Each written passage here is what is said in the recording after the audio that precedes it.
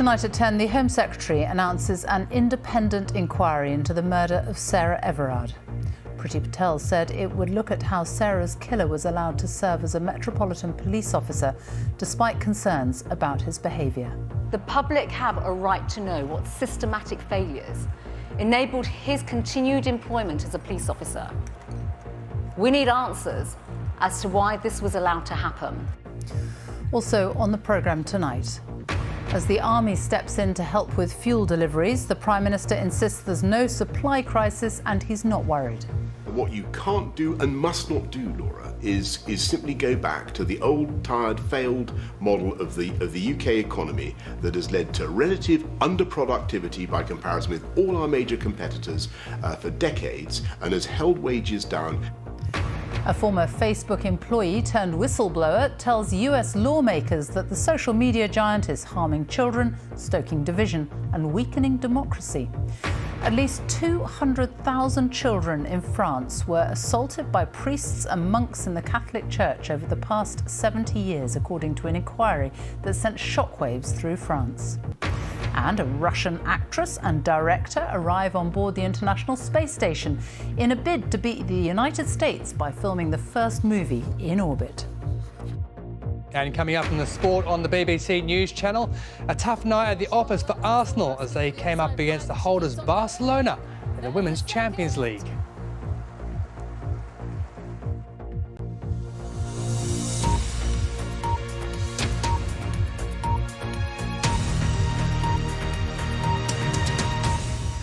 Good evening. The Home Secretary has announced an independent inquiry into what she called the systematic failures that allowed a serving police officer to kidnap, rape and murder Sarah Everard. In her speech to the Conservative Party conference, Priti Patel said the public needs answers to ensure something like this can never happen again. Last week, Wayne Couzens was sentenced to a whole life term in prison. Our special correspondent Lucy Manning has this report. So many questions after Sarah Everard's murder. How could Wayne Couzens be a police officer? Why wasn't he stopped earlier? Why are women still not safe? Nearly a week after we learnt the full distressing details of what a police officer did to Sarah Everard, there will now be a wide-ranging inquiry.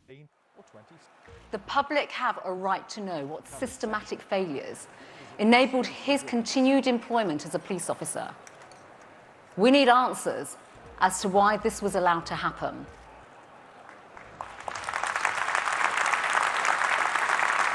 I can confirm today that there will be an inquiry to give the independent oversight needed to ensure that something like this can never happen again.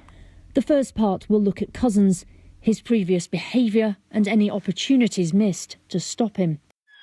The second part will examine policing, looking at vetting how police investigate themselves and their behaviour. But the inquiry won't have the power to demand witnesses and evidence.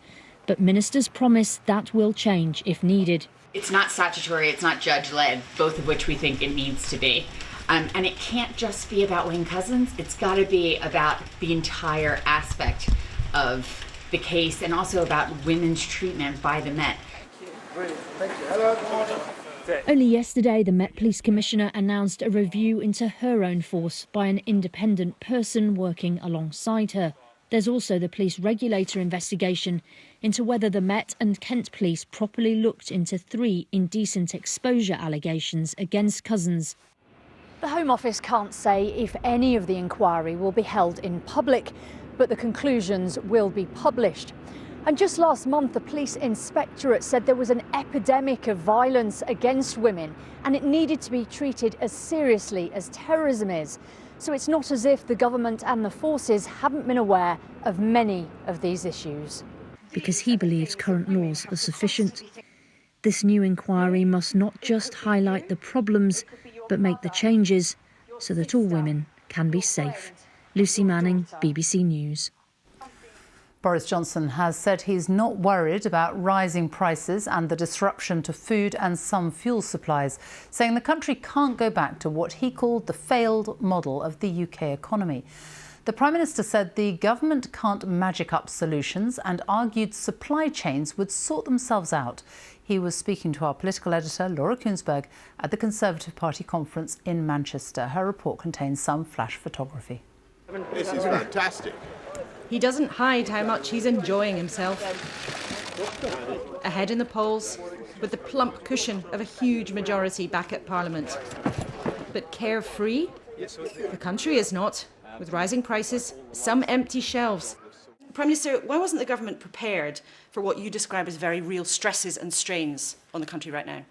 This is a function of a global recovery, and you're seeing stresses and strains caused by the world economy sucking in demand for everything from gas to HGV drivers across the planet. Rather than government stepping in to mend and patch and mend every bit of our supply chains, what you've got is, in this country, fantastic expertise, fantastic skill in logistics. You listen to some of the supermarkets, they will manage this. But it's real-world problems that people are facing. You were warned back in April about the shortage of HGV drivers. You were warned about fuel costs back in July. There was a letter to you from the meat industry back in June. Isn't the point that you were warned about every single one of these issues, and you're basically still sitting saying, well, the government might be able to help around the edges, but basically business has got to sort it out? Well, on all of those issues, and certainly there are issues in all of those sectors, but what you can't do and must not do, Laura, is simply go back to the old, tired, failed model of the UK economy that has led to relative underproductivity by comparison with all our major competitors for decades, and has held wages down. Government can't magic up changes to their systems overnight. British farmers. Those farmers may have to cull healthy animals they can't process and sell. And drivers haven't been able to fill up at the pump. Yet the Prime Minister seems happy for the government to take a back seat. People are experiencing real problems with all of these things, and it sounds like what you're basically saying is, it's not my problem. In terms of the consumer, we're giving all the protections that we can. Some of the people who have been writing to me may be worried about this, but I'm not worried about this, because actually I think it will be good for their businesses to invest in people and to invest in capital. So you're not worried about inflation? I believe that supply will match demand, and that is what we want to encourage. What you've got to do as a government is look at the long term and look at how you can make the investments now that will bear down on costs. That's the way to deal with the cost of living, and fix this, and the supply chains will start to sort themselves out very, very rapidly. For the Prime Minister, changing the economy is part of a deliberately different Tory look. Afternoon, Corrie. Hi. You looking forward to conference? Very much so, thank you. Carrie Johnson striding in to take her own place on stage at an event supporting LGBT rights tonight. Thank you. But who's supporting her? One last thing, a special guest coming to conference later. Are you looking forward to that? I'm always looking forward to all guests coming to conference. Well, your wife's coming to speak. Are you going to go and watch? I'm sure it's going to be great. He did find the time to fit it in, to be part of her crowd. For all the progress we have made as a society, we know there is still a long way to go. But this week's a show of confidence from all of Team Johnson. How did your speech go, Mrs. Johnson? Good evening, nice to see you. Yet that could tip into complacency, a risk some Tories fear the Prime Minister is too ready to take. Tomorrow, a moment for his speech on the stage he's made his own. A time to explain what could be a turbulent next chapter to all of us. Laura Kuenssberg, BBC News, Manchester. Our business editor, Simon Jack, joins me now. How much tension is there between government and business right now? There's a fair amount of finger-pointing in this blame game. I mean, Boris Johnson, you heard there, was saying that some of these issues are global. That's true about rising fuel and gas prices around the world. Some less true about HGV, poultry, agricultural workers, where we have a specific domestic problem here, which is worse than the EU average. But what he's saying is, to the extent we do have a domestic problem, it is the fault of business not to wean itself off a supply of EU workers who are the last people prepared to put up with some of the pay and conditions which have been created by a lack of business investment over the years. Now, business say, hang on a second, we've had a pandemic to deal with. We didn't know what the terms of the Brexit deal were going to be. And even some pro-Brexit businessmen, like the next boss, Lord Wolfson, is saying these labour shortages are real, they're damaging, they're going to push prices up. And they can't be just sorted, they won't sort themselves out without some more government intervention. I think it's fair to say that the atmosphere between business and government is as wary and distrustful of each other as any I've seen in the last few years. And it's been a pretty fractious few years. At the end of the day, these problems of higher fuel prices, rising gas prices, some food shortages, whosever fault it is, they are everyone's problem. And business is saying it's going to take everyone to sort it out. That includes business and indeed government. Simon Jack, thank you. A former Facebook employee turned whistleblower has told a US Senate committee today that she believes the company's products have harmed children, stoked division and weakened democracy.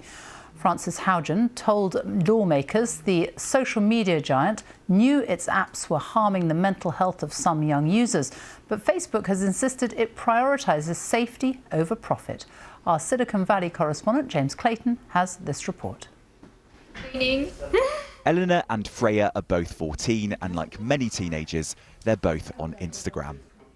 As a teenager, you're looking at these people, like all these models and, influencers. They all are very, very skinny and they have like a perfect body. And when you're looking at that and then kind of comparing yourself to it, it's like I think it could be really damaging. When you're like feeling at your worst and then you go on Instagram and you see things that are like targeted at you because you've looked at these kinds of things before.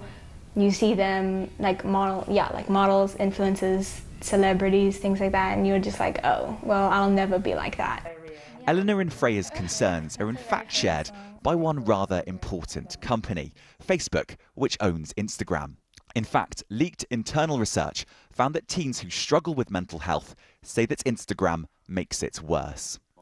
The woman who leaked that report is called Frances Haugen, and today she gave evidence in Washington.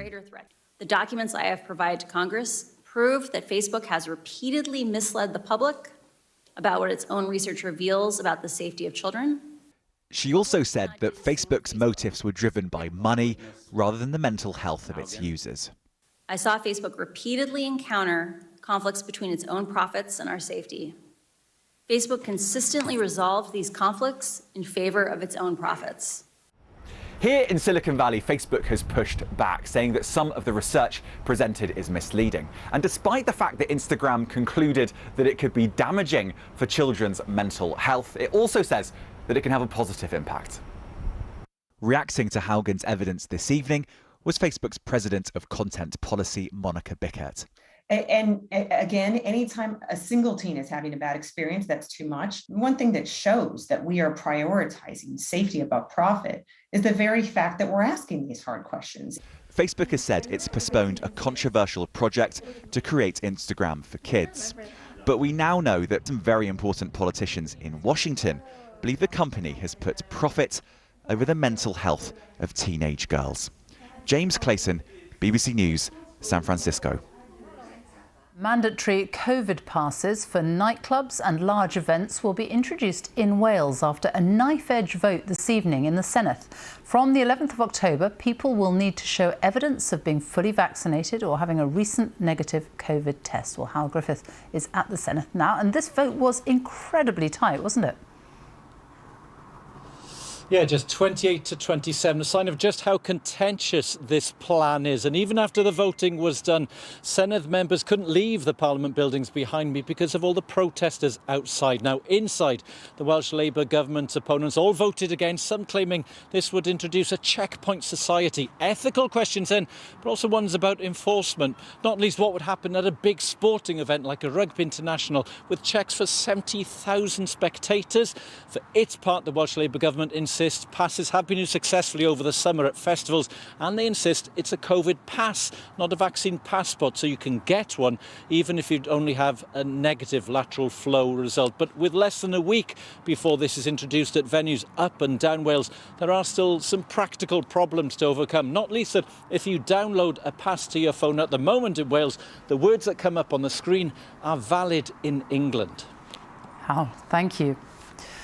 Now let's take a look at the UK's latest coronavirus figures. The government data shows that there were 33,869 new infections recorded in the latest 24-hour period. So just over 34,000 new cases were reported on average per day in the past week.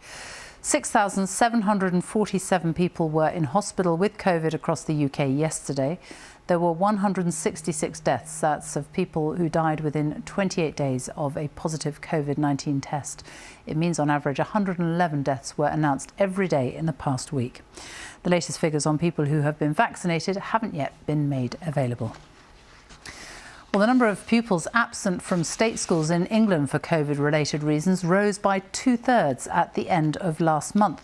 Latest figures from the Department for Education showed over 200,000 children were off school on the last day of September, but numbers are much lower than the end of last term, when bubble systems were still in place and more than 1 million children were absent. Our education correspondent Elaine Dunkley has been to a high school in West Yorkshire to see how they're coping with ongoing challenges posed by COVID. Hi, it's Adele Webster, the Student Welfare Officer calling from Honley High School. Another phone call to parents, another pupil with symptoms. Complaint of headache and a cough, and it could possibly be COVID. COVID is still causing disruption. We need to just isolate from the other students, so if you just come up with me and we'll sit at the back of the hall, is that okay? It's a busy week for Adele, the welfare officer. If you can phone Dad for me. Since the start of term, an increasing number of children are missing school. Yesterday we sent 4 home. 2 of those have come back confirmed as positive. I'd say it's probably the busiest we've been in terms of cases in school. We've spent a week at Honley High in West Yorkshire. Like other schools in England, restrictions have been lifted by the government. It's been absolutely amazing to have what feels much more like a normal school again. You all right, girls?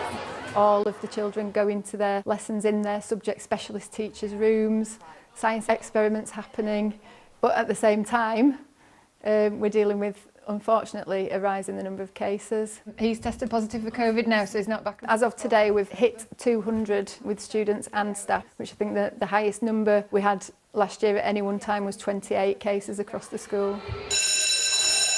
Here, an old building makes ventilation an issue. A spike in cases means open evenings are now online. Assemblies are cancelled and the wearing of masks is being encouraged. How have you been then? I haven't felt as bad as I thought I would be. For pupils in school and at home, these are difficult times. I think the hardest thing is not seeing everyone. I've been away from my family. So what are you doing then? Do you just like... I've been doing Teams from home. The teachers, they usually put PowerPoints on for like what lessons we can do. So I've been just going through the PowerPoints by myself upstairs, and it's a bit lonely. Honestly, I'm so excited to come back. Everyone's missing you. Yeah, everyone's missing you.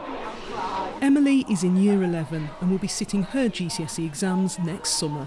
It's a bit nerving for all the Year 11s, I think, because we've not only missed Year 10 of our learning of our GCSEs, we've also missed Year 9, which has been really disruptive. Hiya, you're alright. So just as we explained on the phone call... Meanwhile, there's no let-up for the welfare officer. Go and get him a PCR test. This pupil is going home. If they're negative, if he's feeling well, he can come back to school. We have been doing the lateral flow tests and they've all come back negative, so...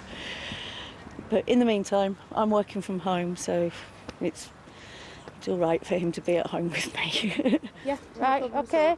From tomorrow, the school is preparing to vaccinate 12 to 15-year-olds. And it's very difficult to break that cycle. The Department for Education says along with vaccinations, it's about managing the risks with ventilation and regular testing. But with just over 200,000 pupils absent in schools in England, COVID continues to keep children from the classroom. Elaine Dunkley, BBC News. A report into sexual abuse by the French Catholic Church has estimated that more than 200,000 children were assaulted by clergy over the past 70 years. The independent commission said the church had been guilty of negligence, failures and silence. The report has sent shockwaves through France, as our Paris correspondent Lucy Williamson reports. 70 years of horror, hundreds of thousands of victims, laid bare in one explosive report. Its language stark, its judgment grim. For a very long time, it says, the French Catholic Church showed complete, even cruel indifference to those who suffered abuse. The report estimates the number of child victims of sexual abuse at the hands of priests, deacons, monks or nuns at 216,000. If non-clergy are included, that figure rises to 330,000, a third of a million children. Un ensemble de négligence. There was, above all, a catalogue of negligence, failures, silence, an institutional cover-up which appeared systematic and on which the Commission came to an unanimous conclusion. The Church did not see, did not hear, did not know how to pick up weak signals. The investigators analysed decades of church archives, court records and testimony from victims. Most abuses happened in the 1950s and 60s, too long ago for anyone to be prosecuted now. One of those who testified was this priest. He told the panel how, in the year he turned 18, during clerical training, he was repeatedly raped by a senior figure in the seminary. It destroys people. There is the physical violence, but there is also a whole context of control, which destroys not only the body, but the heart and the mind. That's why these sexual assaults are so serious. This report has shattered public perceptions and public trust in an institution that still has a strong presence in France. The sheer number of victims estimated by the inquiry has dwarfed previous scandals here and exploded the idea that they're just isolated events. At churches across France today, a test of faith as clergy and congregations absorb the news. It's a catastrophe. It's a betrayal. There are predators everywhere. I was raised in a religious institution. Among 20 priests, there was one we were warned about. I think the report probably underestimates the number of victims. At many services today, priests spoke about the challenges laid out by the inquiry. This dark corner of church history makes painful reading, but the report is also, for many, a light at the end of a very long road. Lucy Williamson, BBC News, Paris. A panel has called for a public inquiry to be held into institutions for unmarried mothers in Northern Ireland. The devolved government committed to an investigation after research into mother and baby homes was published. Women said they were detained against their will, used as unpaid labour and had to give up babies for adoption. The inquests have opened into the deaths of 4 young gay men who were all murdered by the serial killer Stephen Port. The jury was told the inquests will focus on whether police missed opportunities to stop him sooner. The victims were all given fatal overdoses of the drug GHB by Port, who was jailed for life in 2016. Since the start of the pandemic, almost 6 million people on universal credit have had an extra £20 a week to help some of the poorest families in the UK. But it comes to an end tomorrow. The government says it was always a temporary measure and the focus now should be on making sure work pays with higher wages rather than higher benefits. From Londonderry, our social affairs correspondent Michael Buchanan has been speaking to some people affected by the change. In one of the UK's most deprived areas, any job is a good job. Laura McShane works full-time as an admin assistant at an advice centre in Londonderry. Her husband also works full-time, but as both are on low wages, they started claiming universal credit at the start of the pandemic. As such, Laura didn't realise her benefit payment included the £20 a week uplift. Well, our first payment, we got enough to help us pay at least half of our rent, and another half came out of our wages, but we thought that was fine, it was more than manageable. So we were counting on this is what we get every single week.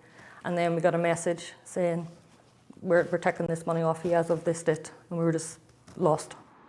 The UK government say the extra money was always meant to be temporary, and that with the economy reopening, there are jobs to be had, with vacancies plentiful.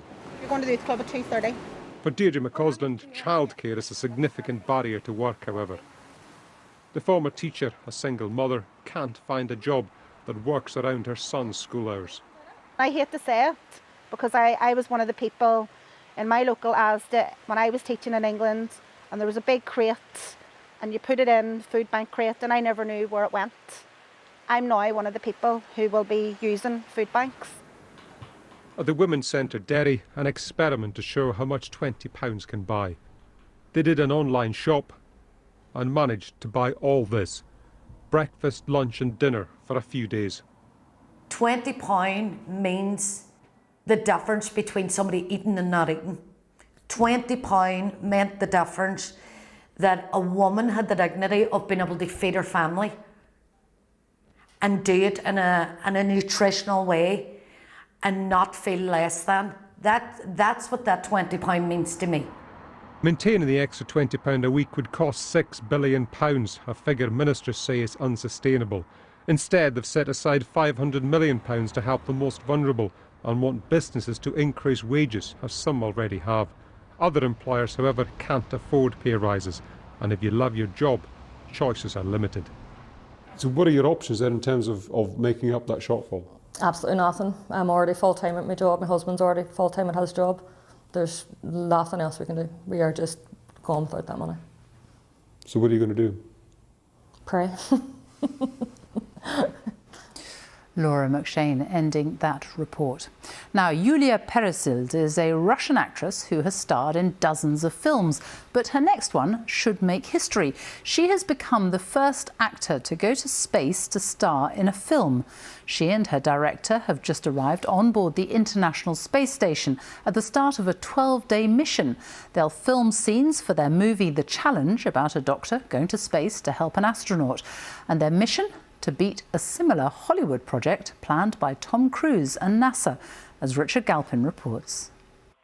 Arriving in the International Space Station earlier today, a very unusual team of cosmonauts. Russian actress Yulia Peresild and her producer-director Klim Shipenko.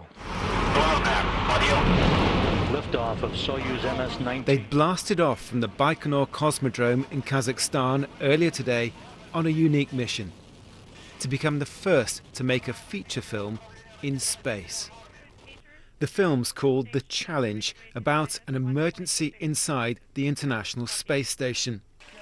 The actor and director both had what was described as a crash course in space travel before heading off. We have been working really hard. Although we look all happy and smiles, we are very tired.